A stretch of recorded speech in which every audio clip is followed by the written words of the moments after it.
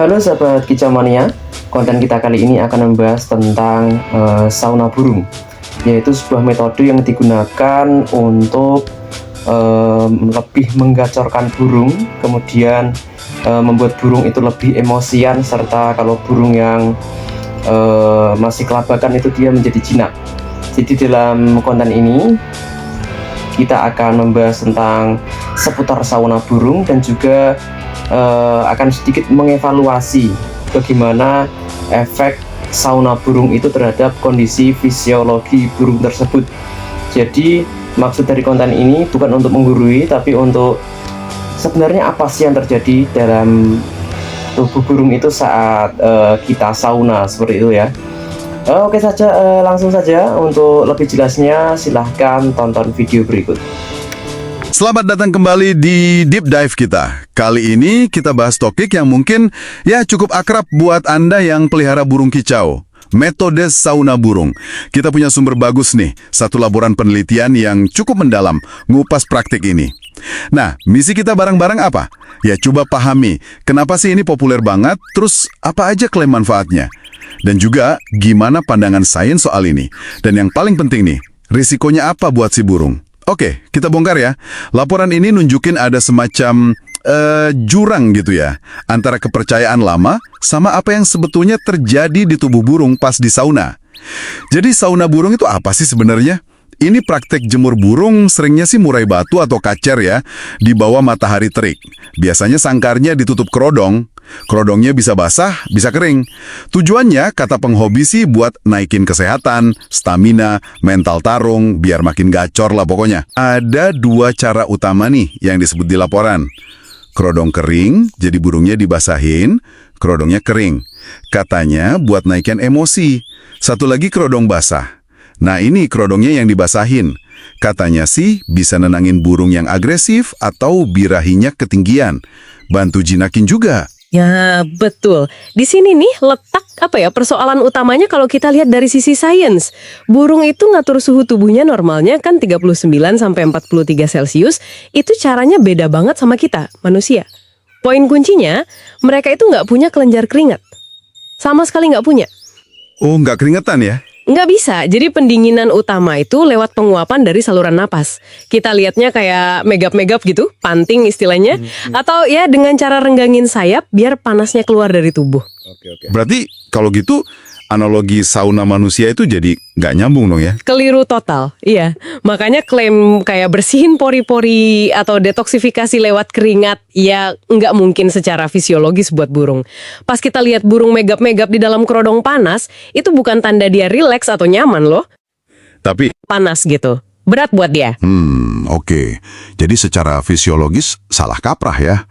Tapi, nah ini, laporan kan juga nyatet klaim penghobi soal stamina naik, burung jadi lebih gacor habis di suana. Gimana tuh penjelasannya? Ini yang menarik dan sering banget salah diartikan. Aktivitas tinggi atau kicauan yang ningkat pas atau abis sauna itu kemungkinan besar bukan tanda staminanya bagus. Terus apa dong? Itu bisa jadi respon panik atau distres dia karena kondisi ekstrim tadi. Burung itu ngerahin semua energinya buat bertahan hidup dari panas, bukan karena dia jadi lebih kuat. Wah. Jadi ironisnya, lihat burung gacor abis sauna itu malah bisa jadi pertanda dia lagi kondisi kritis sebetulnya. Sangat tertekan fisiknya. Ya ampun. Oke, terus kalau klaim soal efek nenangin dari kerodong basah gimana? Katanya bisa bikin kalem. Nah kemungkinan besar ya, efek tenang yang kelihatan itu datangnya dari kondisi gelap sama minim stimulasi visual karena kerodongnya, bukan dari panas atau lembabnya. Oh, jadi karena gelapnya aja? Iya, kondisi gelap memang bisa bikin burung lebih tenang di situasi tertentu. Tapi paparan panasnya itu tetap ngasih stres fisiologis dan risiko kesehatan yang ya nggak sebanding lah. Manfaat tenangnya nggak nutupin bahaya panasnya. Wah, kedengarannya emang berisika banget ya. Laporan ini kan nyinggung juga soal salah jemur atau mati mendadak. Dari sisi fisiologi tadi, gimana sih rentetan kejadian di tubuh burung sampai bisa fatal gitu? Risiko utamanya yaitu heat stress yang keterusan jadi heat stroke. Gejalanya cukup jelas kok biasanya. Gimana tuh gejalanya? Burung megap-megapnya cepat banget dan dalam, sayapnya dijauhin dari badan, kelihatan lemas, nggak seimbang, kayak bingung gitu. Kalau udah parah dan nggak cepat ditangani, bisa rusak organ vitalnya. Otak, jantung, ginjal, akhirnya ya bisa mati mendadak itu. Serem juga ya. Iya, dan ini diperparah lagi sama resiko dehidrasi akut. Apalagi kalau tempat minumnya dicabut pas jemur. Kan ada juga yang saranin gitu. Waduh. Belum lagi potensi masalah lain, kayak bul rusak, kulit kering, resiko infeksi napas karena lembabnya kerodong basah, terus sistem imun turun karena stres. Banyak efek negatifnya. Oke, jadi jelas ya kalau sauna ini bahaya. Terus gimana dong cara jemur yang aman dan beneran bermanfaat buat burung? Kuncinya itu moderasi, konsisten, dan aman. Jemurnya pagi aja, idealnya jam 7 sampai 10-an lah, pas matahari belum terlalu nyengat. Durasinya? Sebentar aja cukup kok, rutin 15 sampai 30 menit itu udah bagus. Tempatnya juga cari yang ada sedikit naungan parsial, jadi nggak kepapar langsung terus-terusan. Dan ini yang paling penting, selalu sediain air minum bersih di dalam sangkar pas jemur, jangan pernah dicabut. Oke, jadi air minum wajib ada ya? Wajib, biar dia bisa minum kapan aja butuh. Nah, kalau amit-amit nih Anda lihat tanda heat stroke, jangan panik tapi cepet ambil tindakan. Pindahin langsung ke tempat sejuk, teduh, terus dinginin pelan-pelan badannya, semprot air suhu ruang aja. Jangan air es ya, bisa shock nanti. Oke, semprot air biasa. Iya, kalau dia masih sadar, tawarin minum, dan yang paling penting, segera kontak dokter hewan. Siap.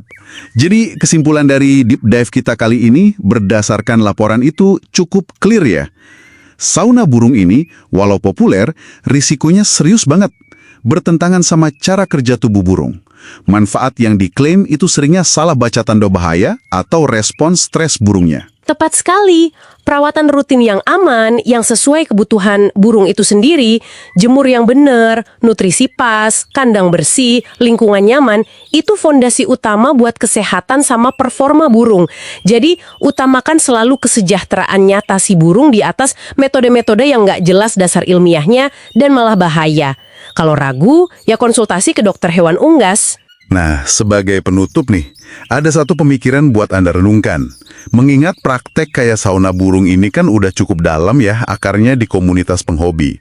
Kira-kira gimana ya pemahaman sains soal fisiologi burung ini bisa kita pakai buat micu obrolan yang lebih luas di komunitas? Bukan cuma buat ubah cara rawat perorangan, tapi mungkin buat sama-sama mikirin ulang. Apa sih artinya ngerawat burung dengan cara terbaik itu? Coba direnungkan ya.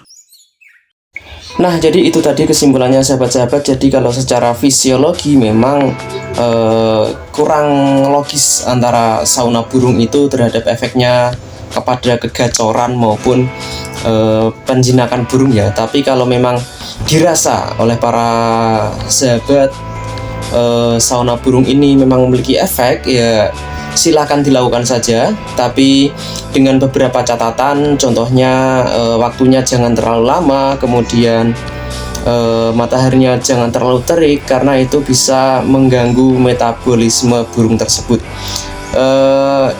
Maksud dari konten ini kami buat agar sebagai balancing atau penyeimbang saja terhadap konten-konten metode sauna ini, untuk penyeimbang agar kita lebih baik lagi dalam merawat burung kita, bukan untuk menggurui.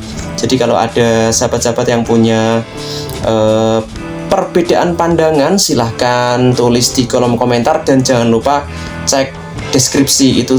Di situ adalah sumber-sumber saya dalam membuat konten ini. Terima kasih, jangan lupa like dan subscribe.